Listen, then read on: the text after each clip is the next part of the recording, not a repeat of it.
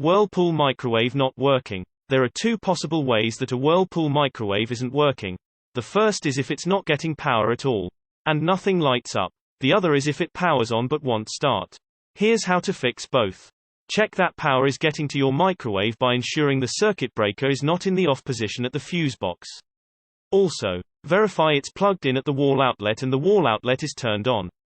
Ensure that energy save mode, demo mode, the control lock, and the countdown timer are cleared. Verify that it's plugged in and that the circuit breaker is on, as simple as it sounds.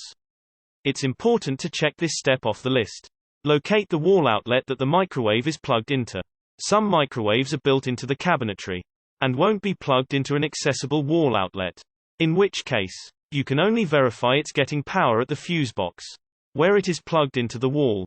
Ensure it's plugged in all the way, and that the switch at the wall outlet is on. Some have a switch while others don't.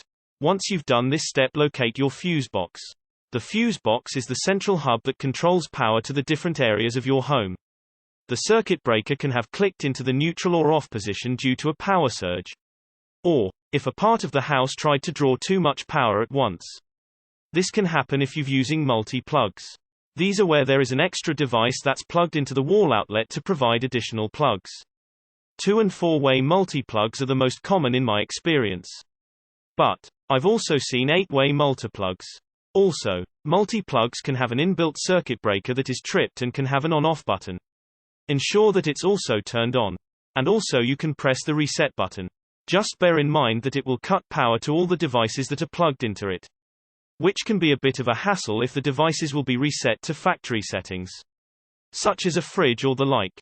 But if you definitely got no power to your microwave, it's plugged in and the circuit breaker is turned on, then this is the next best option to try.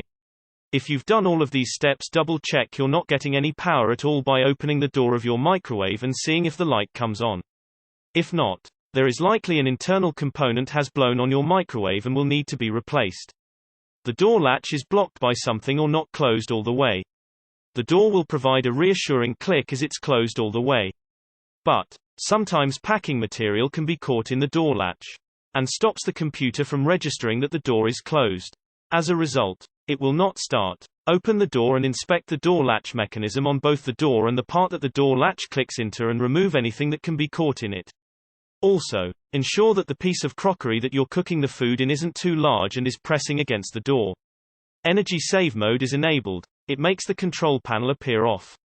When the microwave is not in use, some Whirlpool microwave models have energy save mode. This disables the display on the control panel screen when it hasn't been used for a time. Once you press a button, the screen will light up again. This feature can also be disabled or enabled as you choose. It's accessed from the clock settings on your microwave.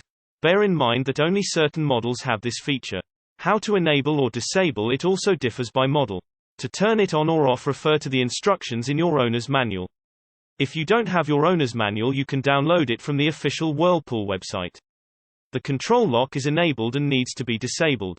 The control lock stops any keys on the control panel from doing anything when it's enabled. It's turned on and off by holding the clear, cancel button for 3 seconds.